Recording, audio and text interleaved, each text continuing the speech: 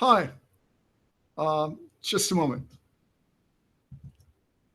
Um, I want to start today with something perhaps a little different. First of all, I want to talk about the progress of my protest and especially my appeal. I think the protest probably is going pretty well. I've laid out what I'm protesting about. It should be clear by now. But the appeal is not going so well, and I'm beginning to think that this is more or less a farewell. But if I advertise it on my website as a farewell, then I'm probably going to be accused sort of extortionist or predator who's trying to disrupt the American public and therefore threaten suicide in order to extort money on my own behalf. So I don't think it's a good idea for me to put that up. But I'm not impressed by the lack of effort on the people that follow me on Twitter and people that I follow on Twitter and whom I've tried to contact. Even my friends haven't donated a thing to my cause. It's pretty amazing, at least from my point of view. From their point of view, probably it's just a stupid thing that I'm doing. They don't want to participate in it. They don't want to help out. They don't want to be a part of it. It's not true of all of them. Certainly there's one that has been very helpful, but I think we're probably both learning from the experience. But I remain firm. I'm not going to steal from the American public in order to satisfy my own personal needs. It's just not right. And you've got to draw the line someplace in the sand. Okay, I'm 66 years of age. According to society, I have nothing left to give. I should just sit back and enjoy my life, participate on the social media, exchange ideas, and just let it go. Well, that's not the way I feel about it. I'm left with no choice at this point. So I figure I've got another very good 10 years left. Other people at my age have just kind of sat back and let it go. I'm not that way. And I will go out with my own story. And this is part of the reason I'm here, is to tell it, not just to you, but to tell it to myself as well. Because I want to end well in my own eyes. And that's most important to me. And probably it's most important to you that you end well in your own eyes. The bit about the gravestone, I mean, it's only symbolic. And pretty much in my own philosophy, my parents are gone anyway. The memory is with me, but when I go, that memory will be gone too. Others of you may believe differently, that there's a spirit and a soul and everything continues, but I believe my spirit and my soul are in that I've served over the years. I'm basically a teacher. And why do I teach? To make humanity continue, because I'm a human being first. And I probably made the stupid mistake of coming back to the United States when I could have gone to Thailand, where age is respected, at least more than here, and would have been able to survive for a much longer time, would have found employment and would have been able to start a business. I could have found John Lee Dumas just as easily in Thailand as I could have found him here in Seattle, Washington. But that's neither here nor there. I'm here, and I decided to come back because no matter where I go, the U.S. is present. You can't get away from it. And so why should I bother with it overseas when I could come home and, what should I say, stare it in the face? America doesn't appear to want me, and so I've got nothing left. So I think we're looking now at a protest and a farewell, and that's pretty much the way I'm going to look at it from here. But on my website, I will not change it. I'll leave it as it is. I will continue to tweet to attract attention to my protest, but the effort for true charity, I don't think it's coming. I'm not a cynic, but America, you're something else. You really are. It's a land of hypocrisy. But anyway, uh, here's for you. I'll do my best. I'll incorporate a little bit of myself along the way because I am telling this story for me as well. And let's get started. Yesterday, we quit with, I believe, Franklin Delano Roosevelt. And today, let's start with Truman.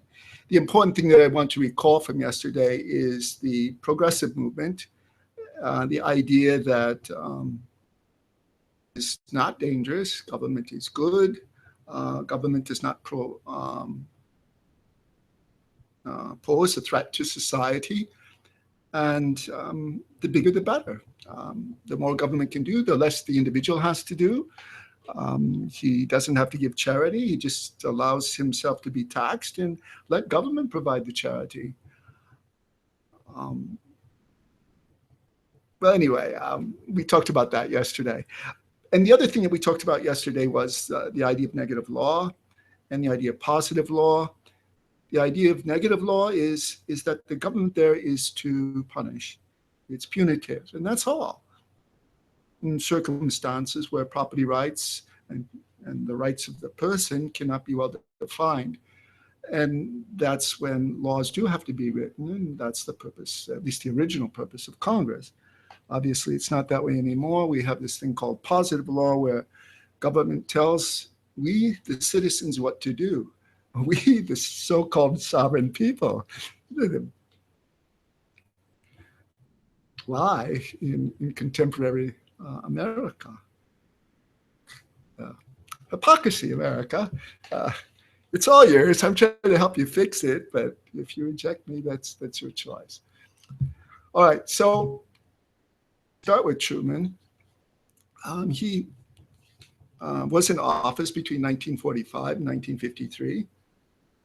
I was born in 1949, about midway through his presidential career.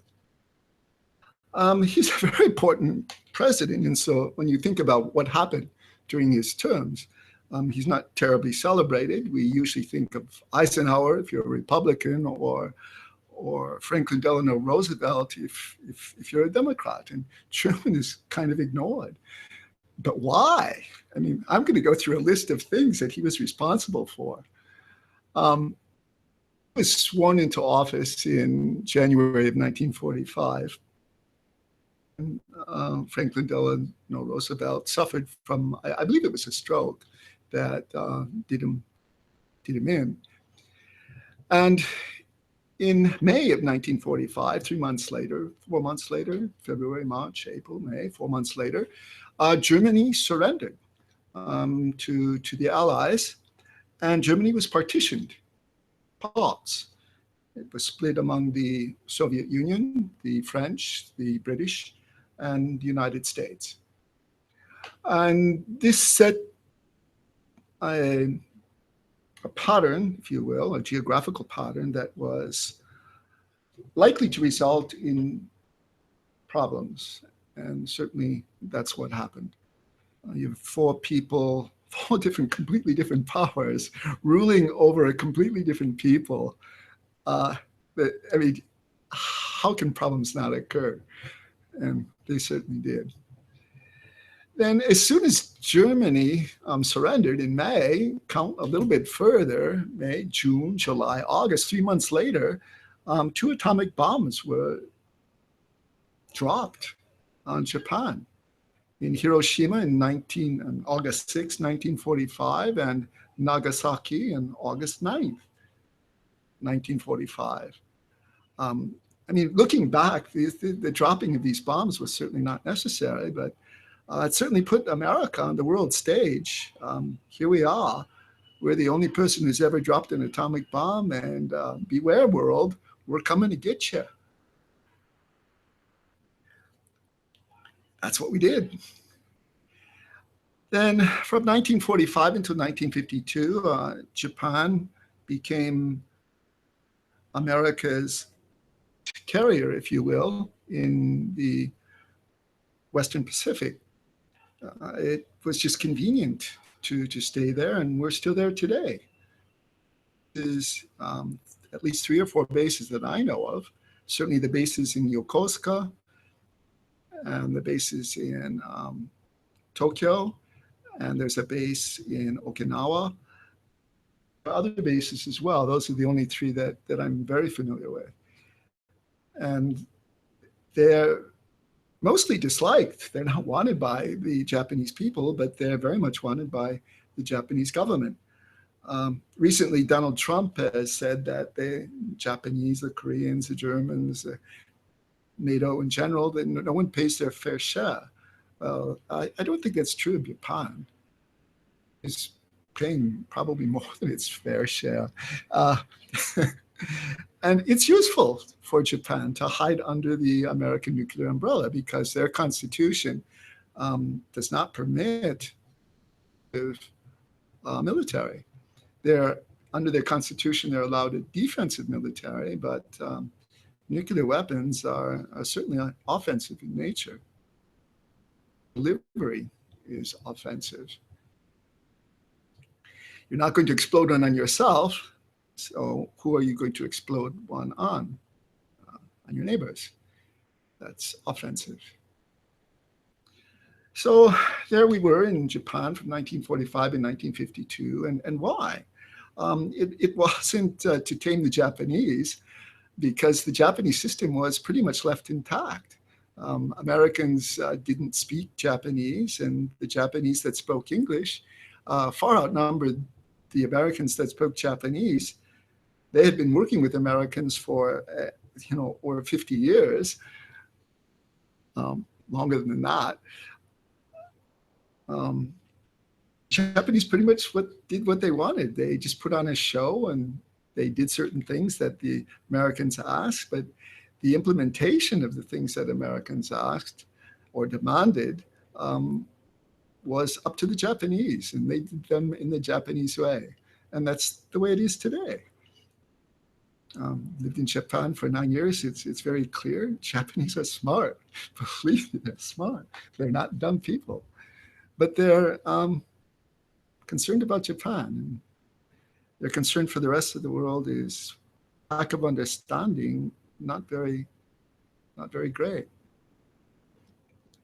But that's not true of all Japanese. Certainly there are a lot of Japanese that do offer their time and their help and are interested in others. But the Japanese government, watch out. They're just as bad as nearly every government in the world that,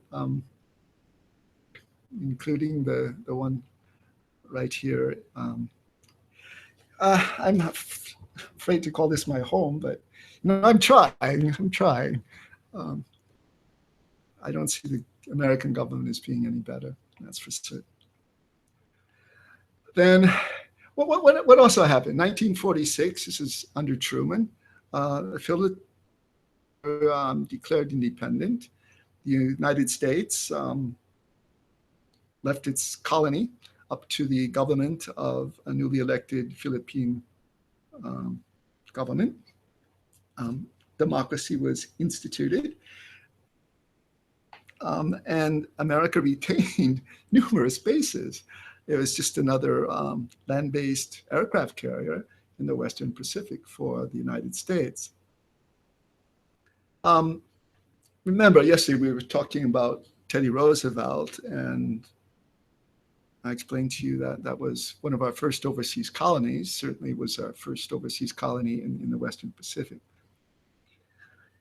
Then in 1946, slightly after the occupation of Japan began and the Philippines were in their independence,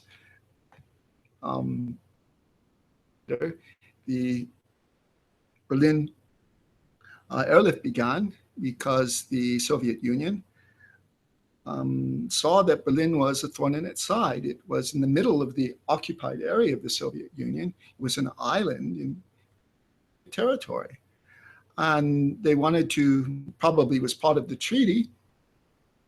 Berlin was the capital of Germany, and the occupation, the Allied powers wanted to make sure that they had full control of the German government. And so Berlin was divided into 4 parts, just like the rest of Germany. But Berlin was located, as I said, in the Soviet part, and the Soviets wanted the Allies out. So they decided to set up a blockade and not allow munitions, or sorry, not munitions, but necessary foodstuffs, clothing, everything that's needed for one's livelihood. They just closed the path. They closed the door and said nothing more is coming from the West. That's when the Berlin airlift took place. And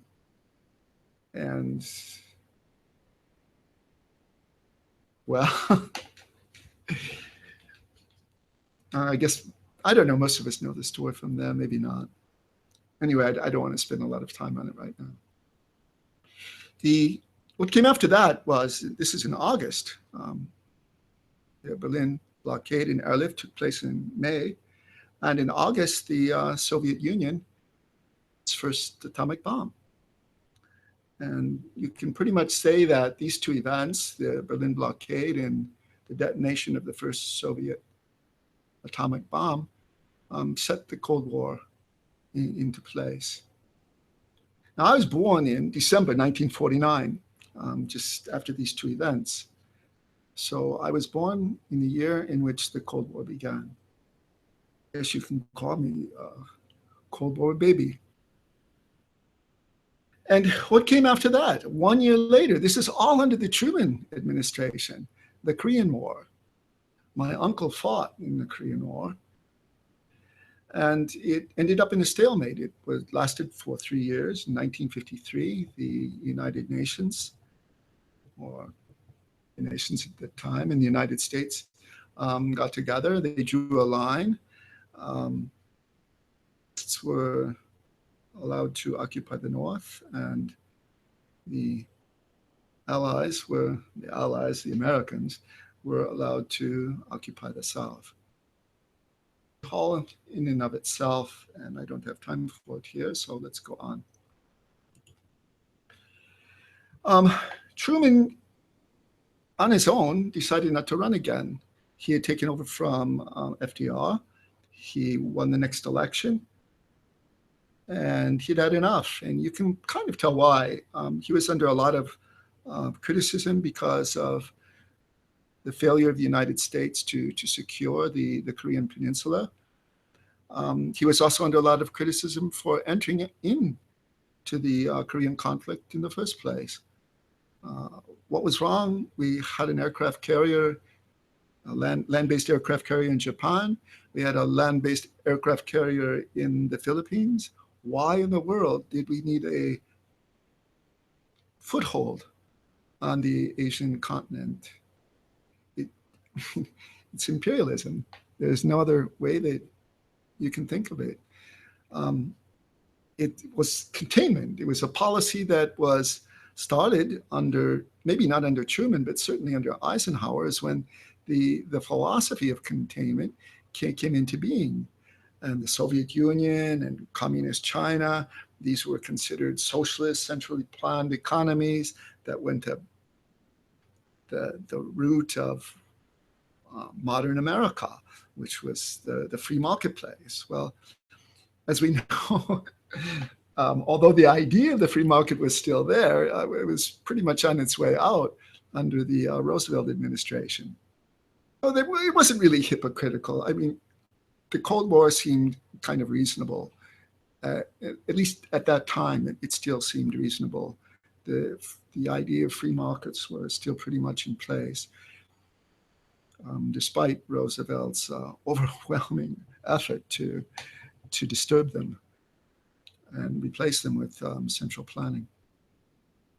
By the way, I didn't say yesterday, Roosevelt is the one that took us off the domestic gold standard. He was the one that, I mean, this is a liberal, right? This is a Democrat. He's the one that made the Federal Reserve system more powerful than it was under Wilson. Unbelievable what the Democrats, the liberals, have been up to preceding the modern era. But anyway, both the Democrats and the Republicans vied for Dwight D. Eisenhower.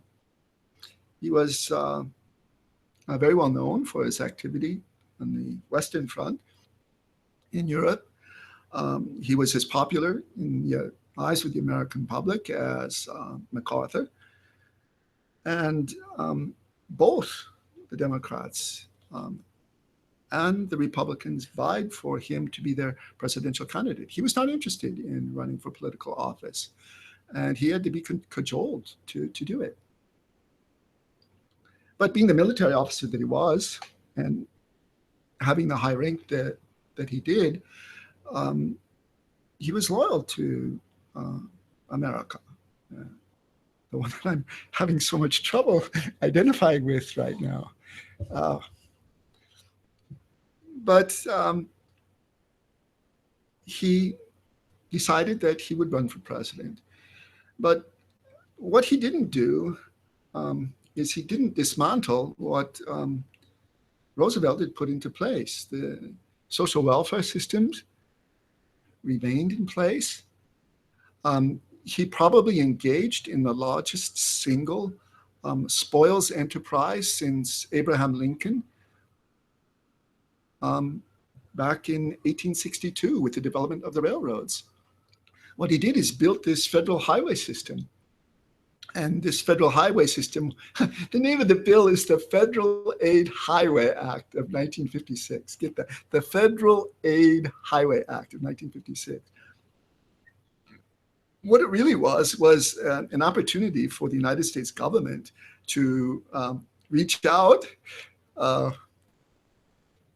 the entire North American continent, which was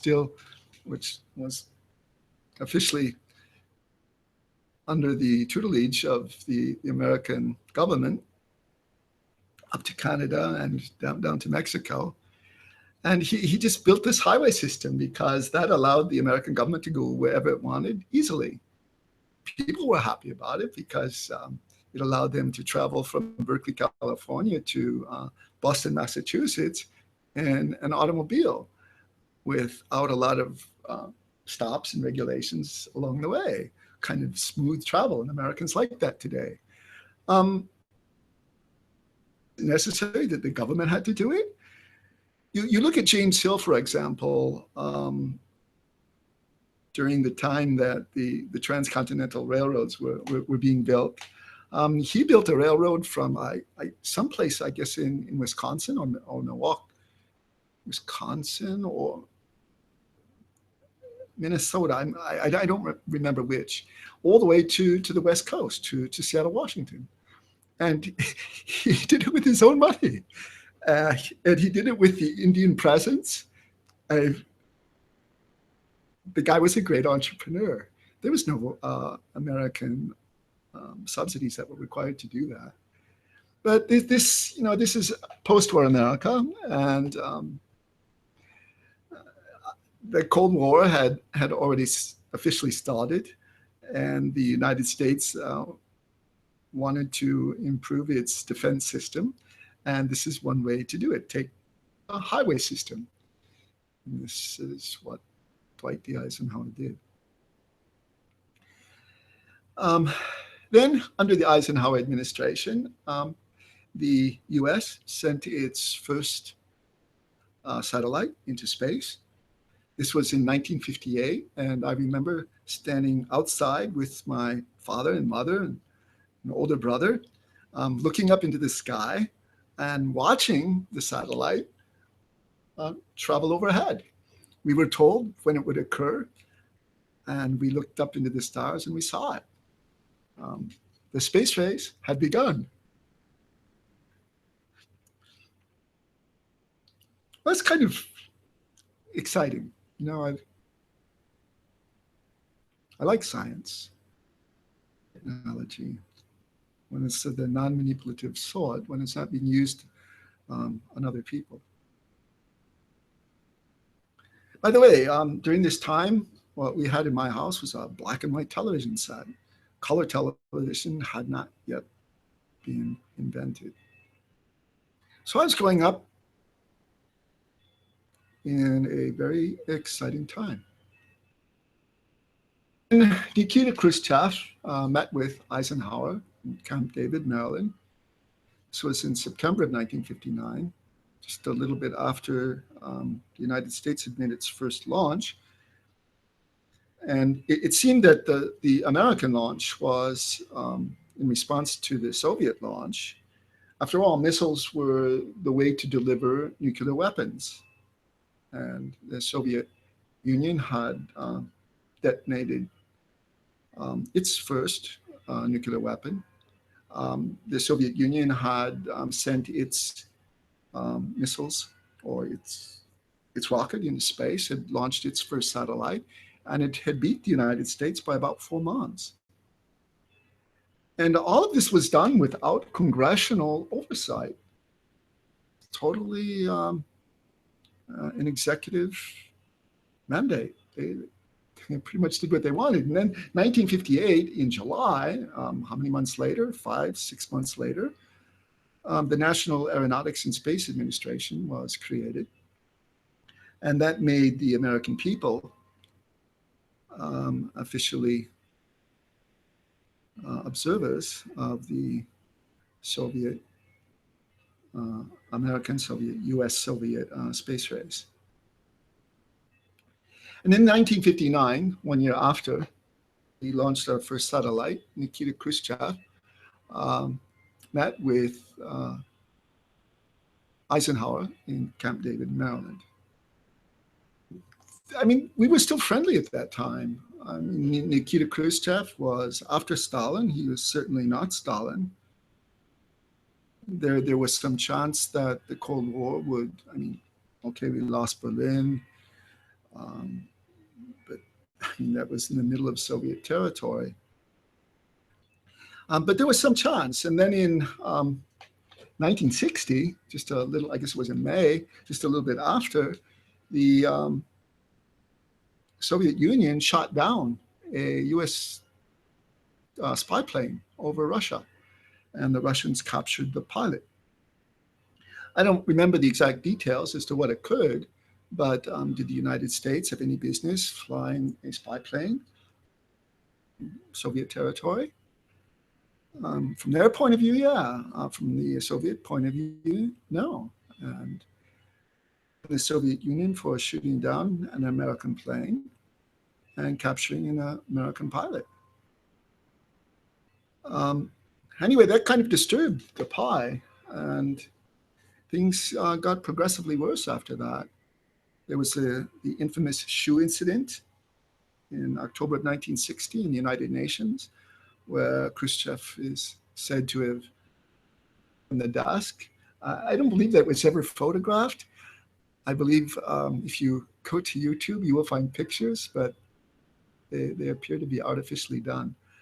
Reports of what happened in writing, they're contradictory. But one thing seems to be certain is that one of the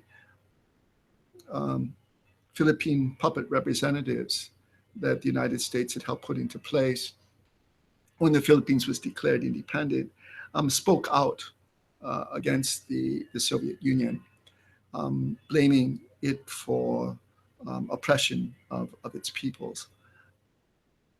And Khrushchev became really angry, and he pointed back to this Philippine representative that he was causing trouble, pointing blame at a place where people were supposed to be trying to, and he was pointing blame when in fact he was the puppet of the American government.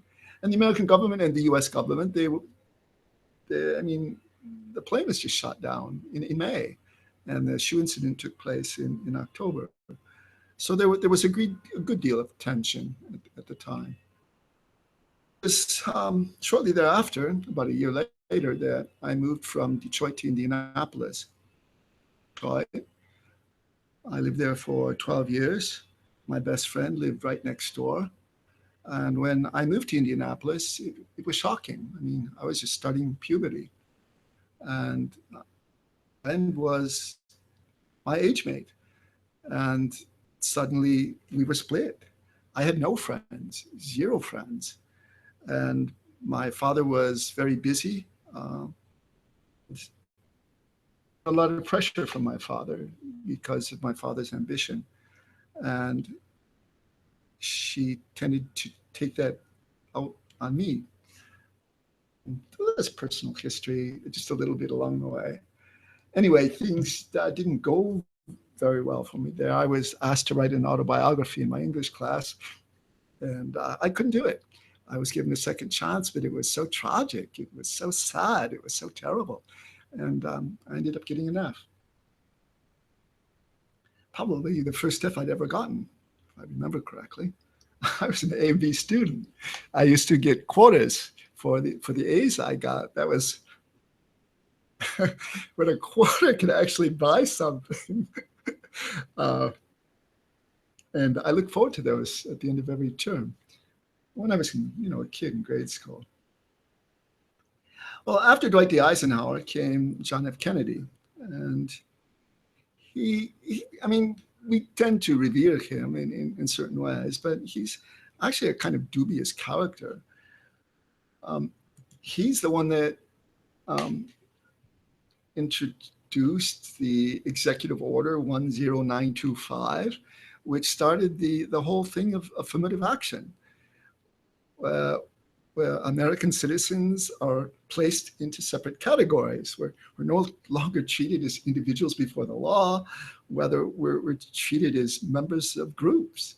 You try to get a job in American academia without being asked, and sometimes it's required by the institution to fill out this document that says, okay, are you a white American? Are you an African American? Are you a Hispanic? Are you Asian?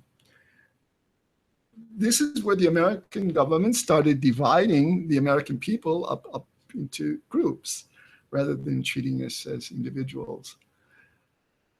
It's a pretty amazing thing. I mean, all the arguments that are given in favor of it, they go completely contrary to what America is about, the equality before the law. Joel does his best to do what he can, and he fights for himself and for his family and for his friends and for his community, and that's up to him. You don't go to the government and say we're a group of people and we demand certain entitlements because we belong to this group. That it's just un-American. It's more hypocrisy. And then 1962, there was the Cuban crisis, and John F. Kennedy seemed to do pretty well with that. I mean, the Soviets were building missile bases. They were nearly to be completed, and missiles were coming across the Atlantic Ocean to be set up in Cuba. And John F. Kennedy said no. And I think that's where he got his claim to fame. And that's the reason we still speak well of him today. Then Martin Luther King gave his famous speech about his dream for America, I Have a Dream. And that was given in August of 1963, about a year later, a year after the missile crisis. And then Kennedy was assassinated. That was in 1963, November 22nd. But before his assassination, there were already 17,000 military advisors in Vietnam. And it should be noted that just before Kennedy, or just after Kennedy took office, Eisenhower consulted with him about what was going on in Southeast Asia. It seems to me to be the time when the idea of containment was formulated under the Eisenhower and Kennedy administrations.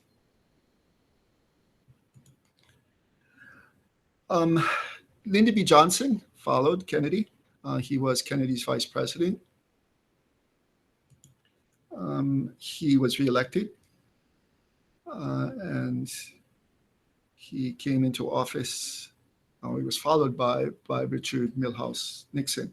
By the way, Kennedy defeated Nixon the first time he ran for the presidency, and for a second time. Now, Lyndon B. Johnson was quite a character. I mean, but we elect these people, and we deserve everything we ask for.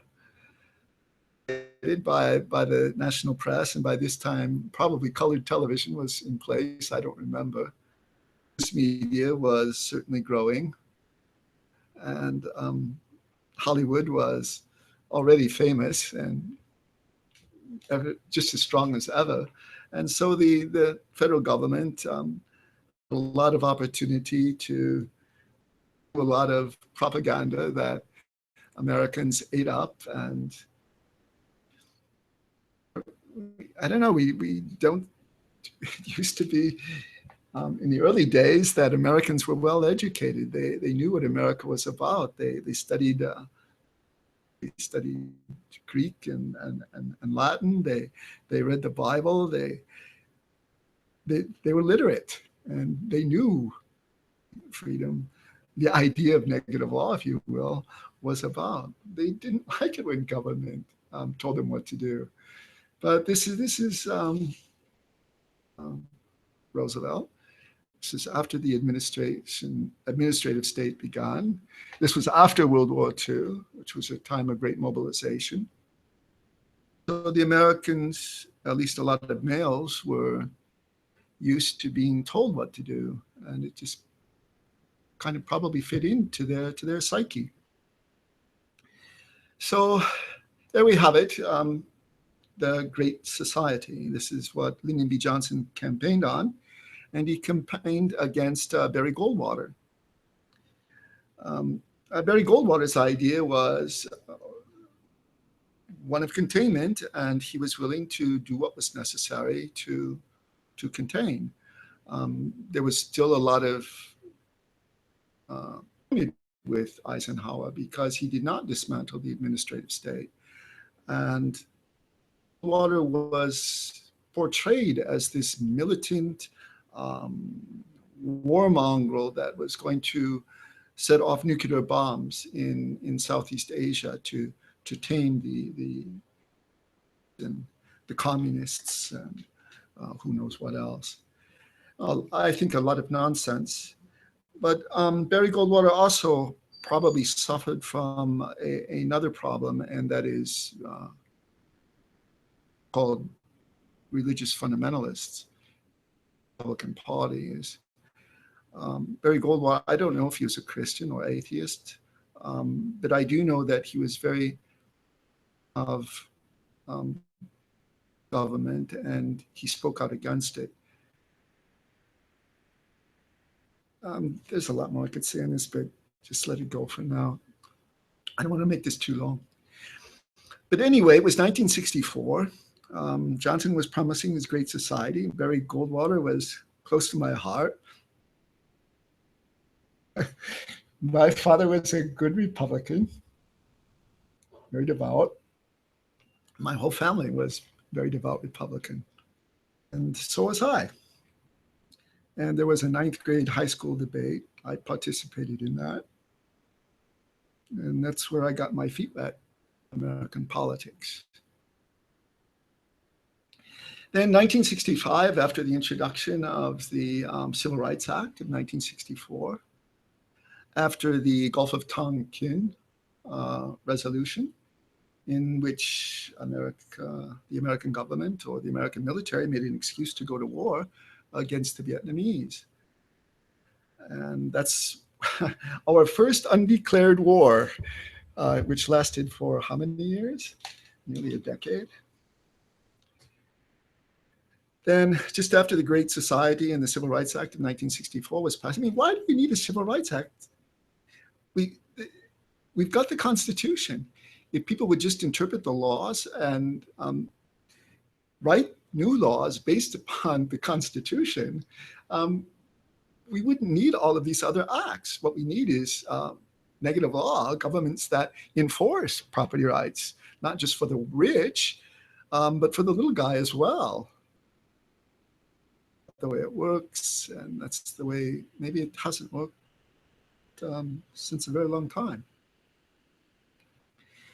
But anyway, August 1965, there were the Los Angeles riots.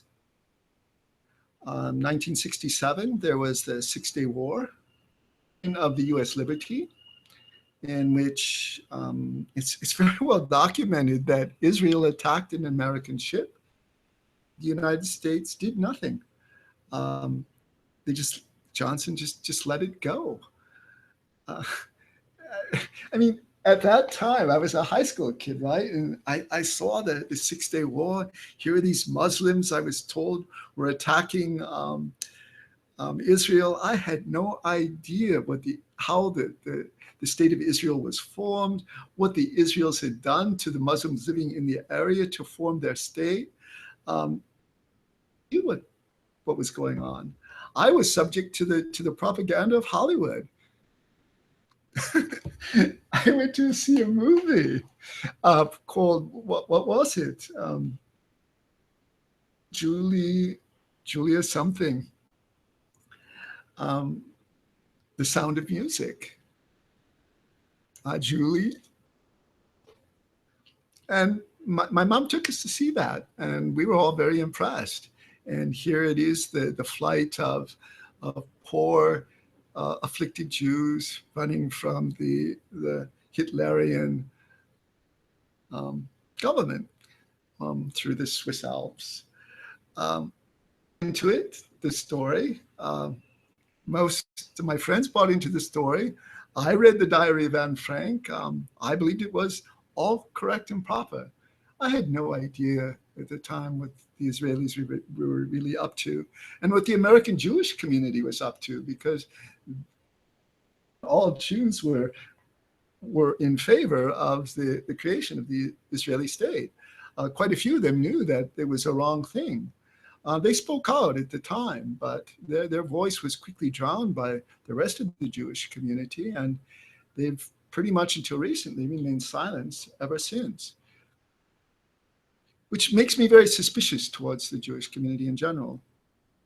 To misunderstand me, there are two very important Jewish people that are very close to my heart. Marshall Salins, who anthropology at the University of Michigan, and more recently, Ludwig von Mises, a brilliant person who understood the role of money in society and the corruption that these fake currencies that we produce today bring about. To talk a little bit more about this later on. And then there were the Detroit race riots in 1967, and that was the year that I graduated. So the Great Society and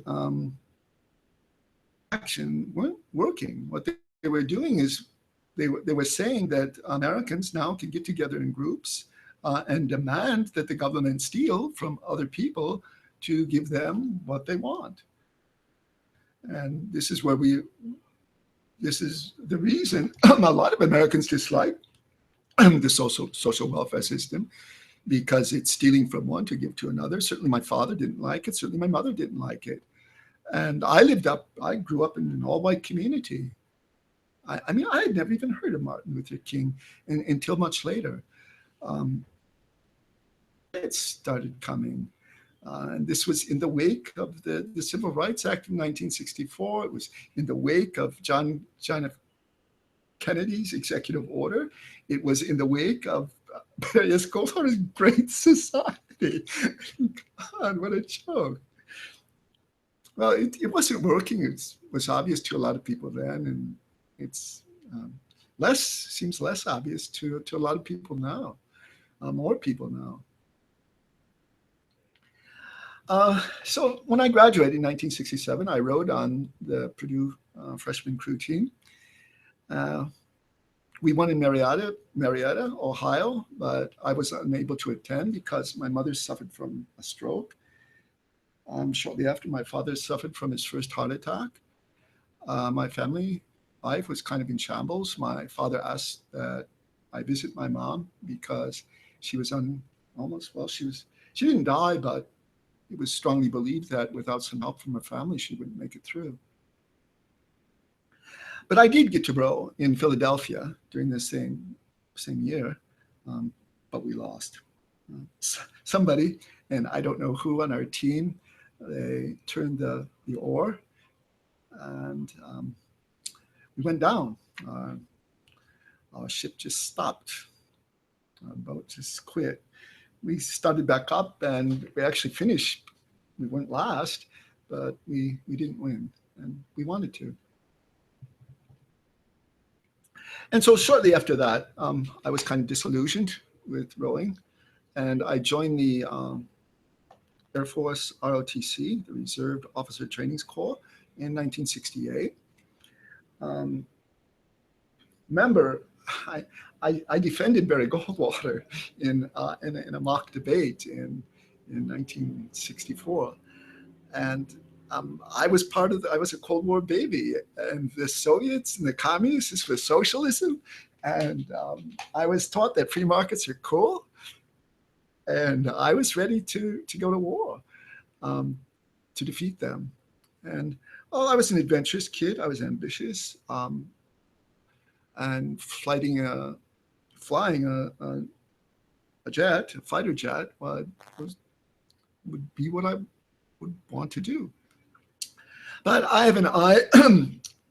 One of the muscles are weak, and that disqualified me. And as soon as I found out that I wouldn't be able to fly a jet, FROTC as well. And then came Lyndon B. Johnson's gift to America, right? The selective service system. 2 lotteries were drawn in December of 1969, and my name came up on my way to Vietnam. It didn't happen. I went through the procedure. I had the medical examination. You know, we were all stripped down to our shorts, naked men standing with one another, waiting to be processed to be sent over to Vietnam. And after my medical examination, I was consulted with a medical doctor who asked me a bunch of questions. And he asked, read off a bunch of things. And one of the questions was, did I have asthma, or have I ever had asthma? And as a kid, I suffered from asthma. When I was a freshman, I had to have shots because the asthma was so bad at one time. My father was a smoker, and he was a heavy smoker. And I believe that is what caused the asthma. I haven't had an asthma attack for probably the past 30 or 40 years.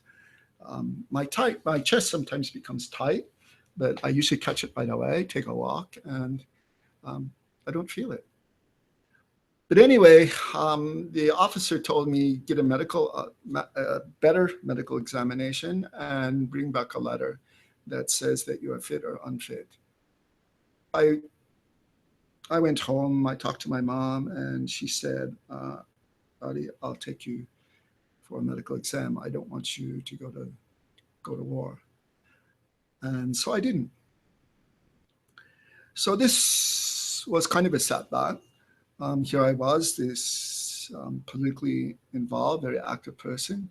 I mean, the only picture in my yearbook, high school yearbook, that isn't there where all the other pictures are, that made me stand out was my involvement in political debate.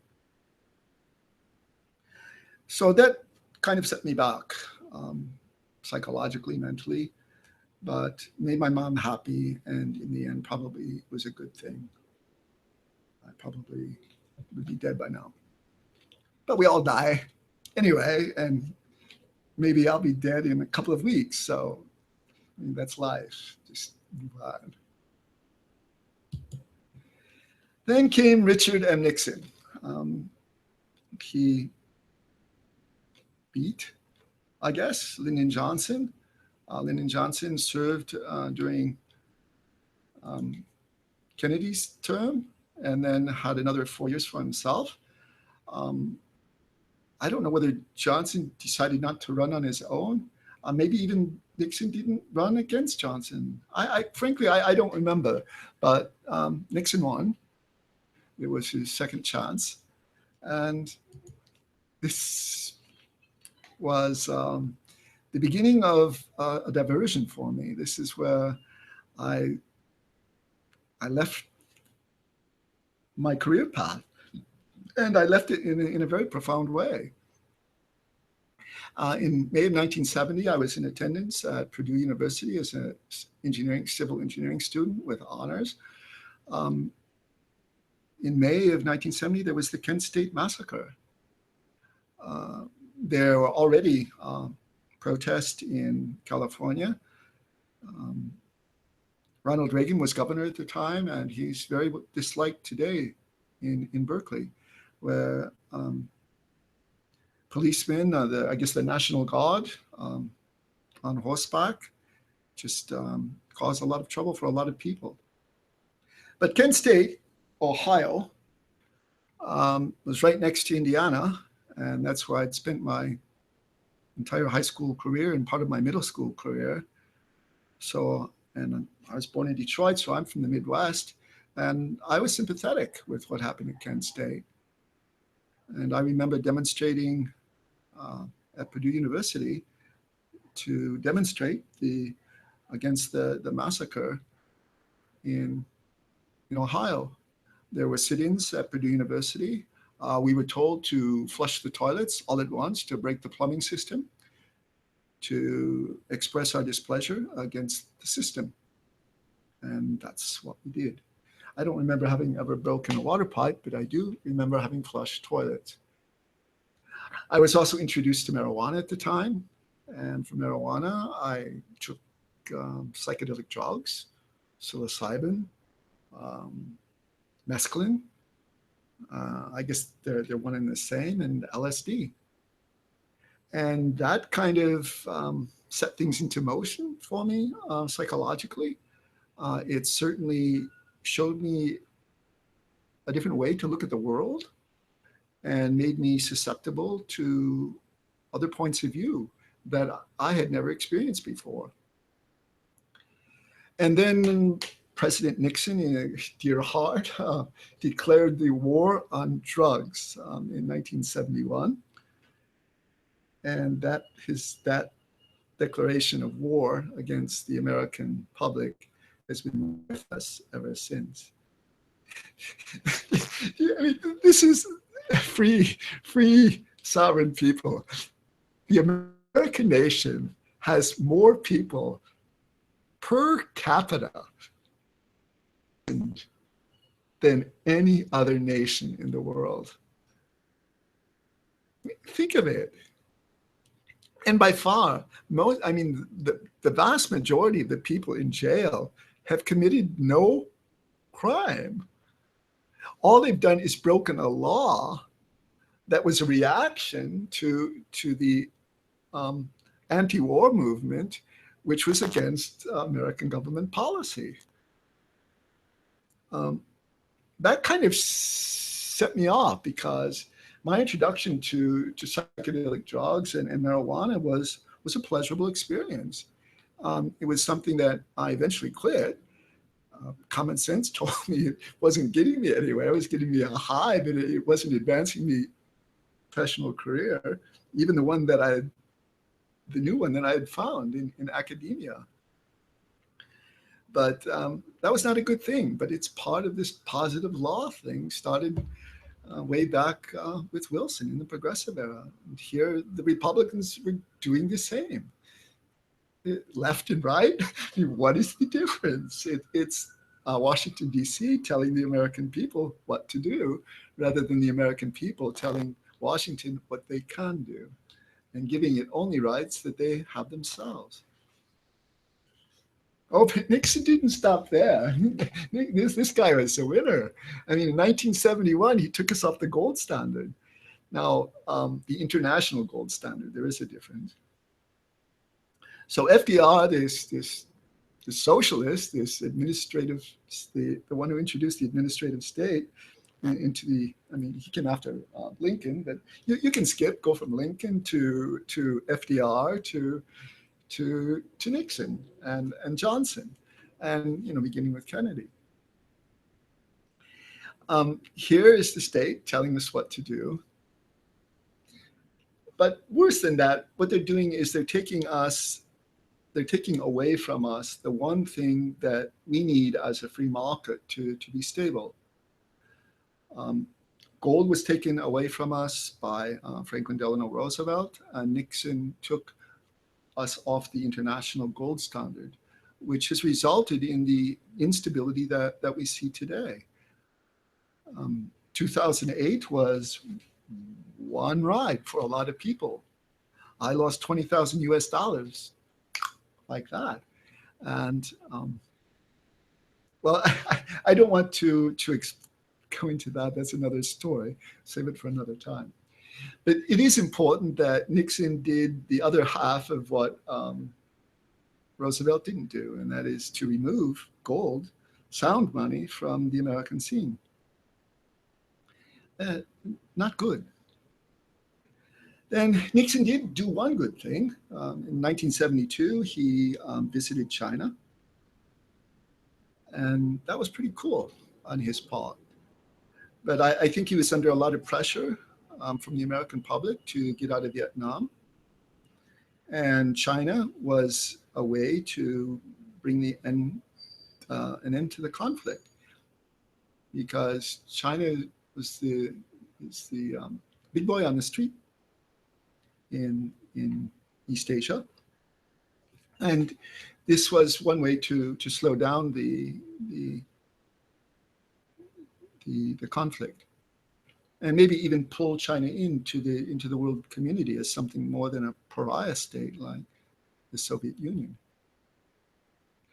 But after that good thing, there was the Watergate scandal in 1972, and all of the proceedings that lasted thereafter for another 2 years. And Nixon finally resigned in 1974. But before he resigned, there was the Vietnam War was put to an end. Vietnamese were allowed to flee South Vietnam to come to the United States, those that were supporters of the American presence there. And certainly those that fled were my friends at school, at the University or Michigan State University in East Lansing. That's why I was introduced to French, because the French were the colonial powers that were replaced by power that was replaced by the United States colonial power.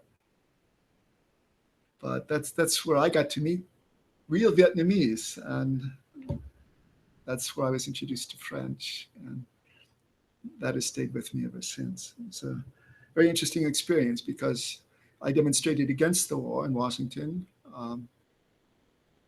Peace March in 1971, and got my taste of tear gas and free love and more marijuana and everything else. Listened to a lot of fancy speeches, carried my candle before the White House, and shouted out the name of a fallen soldier, one of those that I had not become.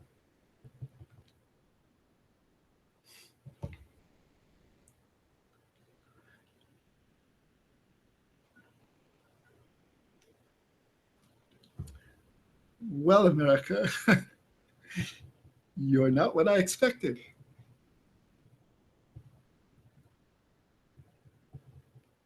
Then after Vietnam War ended, Congress actually did something cool for once. They, rather than giving more power to the presidency, they tried to take some power away, and they actually succeeded with the War Powers Resolution.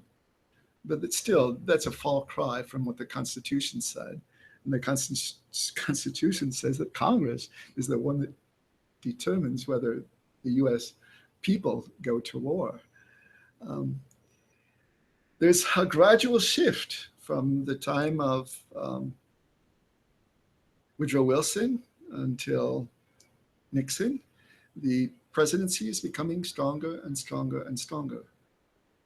And the idea is that in order to run an empire, you need a command system that can act quickly and mobilize to maintain the empire. But without the spoil system, the empire wouldn't be in place in the first place. Now that it is there, we can elect an emperor. Become much better emperor than Hillary Clinton. Stands outside just a little bit. He may be a loose cannon, but he seems to be a pretty responsible person. Loose cannon in terms of his mouth, and you're not really sure what he's going to do next, but he does repeat over and over again. And if they are true, they tend to be a lot better than what Hillary is presenting us with. Then there's Governor Gary Johnson, but I won't have time for him today. So I do want to talk about the third party. I think it's a good idea. But anyway, in the same year that Nixon resigns, nearly in the same month, I departed for Europe. 1971 until 1974, for about 3 years, I listened and watched Americans yell, "America, love it or leave it." I remember bumper stickers clearly that had those words on them. And if you Google for them, I'm sure that you can find them. So I left it. I was against the war. I demonstrated against it. I had taken psychedelic drugs. My family was in a disaster. My father's career was shattered because of his heart attack. My mom followed with a stroke. And the one person that held my family together more than any, just an amazing woman, was my grandmother. She married 3 times. Make sure that her children were well taken care of. And she lived next door to a Jewish family. And every time we went to visit her, she would complain sometimes that they were cooking with too much garlic. But believe me, when I was in Japan, I lived next to some neighbors from Malaysia that also cooked a lot of garlic. And I can understand my grandmother's complaint. But that was the only complaint that I ever heard. And my grandmother was born in Germany. My father was born in Germany. World War II had just ended. The Holocaust was over. And there was my grandmother, my German grandmother, and my step-grandfather, if you can call them that, who is Czech, I believe. He's definitely from a Slavic country. And my grandmother had married 3 times to hold the family together. And whenever we met at Christmas, my grandmother was the only person there besides my own family. And the second, the family of, well, my father had 2 sisters. He was the oldest in the family. He had a younger sister, and she was the name bearer. Her father was Stegman, which is my name. So my real name is and that has also had an influence in my life, but you can find that on the net if you're interested. I think just Google www.hashimori.com/Mugunwa will probably get you very close to what you need to understand the influence that had in my life. The fact that the name that I bear today is not the name of the true bloodline that is represented by my family. So all of these problems, the only thing kind of left for me was my grandmother. And she was German, and I had studied German in high school. I studied German in college. And I was now studying German in graduate school. And that was after going through an honors program in civil engineering at Purdue and my studies at the University of Michigan in anthropology. Didn't know what to do. I was confused. I was lost. My family was in shambles. American society was in shambles. I had taken drugs. He put all of this together, and I was one confused youth.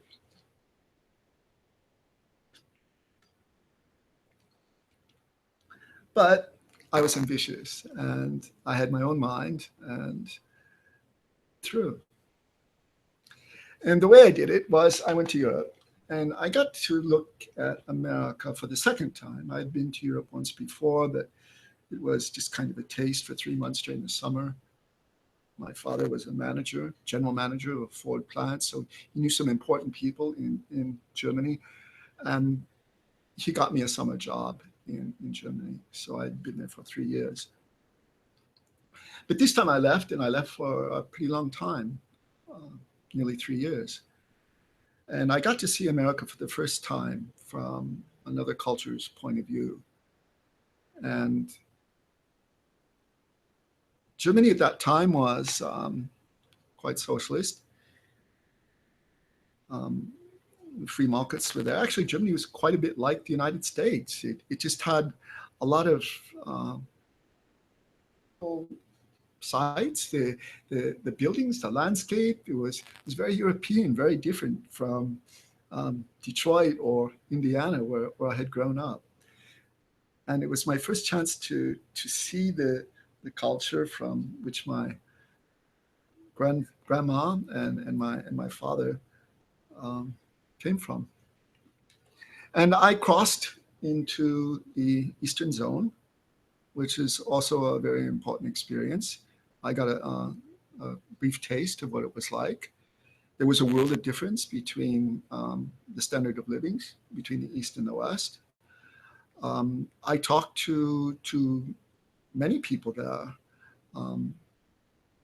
some that were envious, that wanted to escape to the East, others that were very successful. I wanted to escape into the West, others that were very successful in the East, and then those that were not successful at all. And by the time you spoke with them at some length, they actually ended up defending the system, because they saw the Western system, they saw America as an imperialist, and they had every right to do so, because that's what we were. May have been defending free markets, but we were defending them in an imperial way. We were not setting an example, we were imposing. And when you got down to the facts of the matter, pounding his fist, some people say he pounded his shoe as well, in the assembly to point out or to object to a puppet of the American government saying that the Soviet Union was bad. Well, this was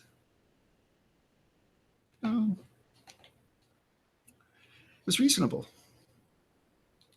But I kept pushing. I was still this Western guy, right? And the point where we could see, I was with my German students at the time. I was a foreign exchange teacher. See that we were under duress, so we gave them some chocolate, politely said goodbye, and that was the end of that. And then I went back a second time, this time without my students, this time on my own, and I visited my father's birthplace. Well, that was it. That was my taste of the border, by the way, and the train was held up for over an hour because of me, because I had been taking pictures and a lot of other little incidents that occurred. Indeed, several years later, well, actually, when I returned from Europe to the United States, I studied the socialist realism, which is the literature of the or East Germany, in my master's thesis in German language and literature, because I wanted to try to understand better what was going on there and how it was different. And I knew that the free market system was cool, but at the same time, I knew that the American government was not behaving in the way that I was brought up to think it should behave. And so socialism was an alternative for me, and I was exploring it. Americans were too at the time. And today they don't even explore it. They have become it. In this way, I've been saved, so to speak. I've managed to see my way out. Socialism is a dead end. All right, so that's the end of my topic. I give these live talks. So far, I've had 0 viewers. You are certainly welcome to join me on one of them. My gosh, if there were 1 viewer, I'd probably open the chat session and allow you to ask questions and allow me to ask you questions. But without any viewers in the live broadcast, why bother?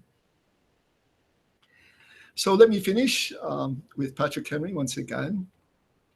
He once said, "Give me liberty or give me death. Give me true charity or give me none at all." And I pretty much think you're not going to do it because I'm not a star. I'm not something very famous who has fallen from the sky, who you can all feel sorry for. A Vietnam veteran or an Iraqi Gulf War veteran. I'm not an Iraq War veteran. I've never the line until now. So, why should anyone care about me? I'm just another American flunky, one of the 340 plus million Americans living in American society. And so why should anyone give anything to me? I mean, I really can't expect it.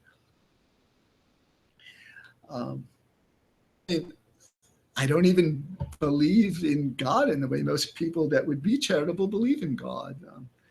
I certainly believe in God in the way they believe it, in the sense that they believe in God, so it's a belief. And I respect that belief. I don't know the answers. My ideas based upon what I've studied in school, based upon my own philosophical thought processes over the years. I pretty much believe that God was created by human beings to solve certain very, very basic problems that human beings are confronted with every day. So I applaud religion. I don't condemn it. I don't see it as this evil that many atheists do. Does that make me agnostic? Does that make me an atheist? I don't consider myself an atheist because I don't believe that there is no God. I guess that makes me an agnostic. I'm a doubter. I'm Thomas, like maybe Thomas Paine. Who knows?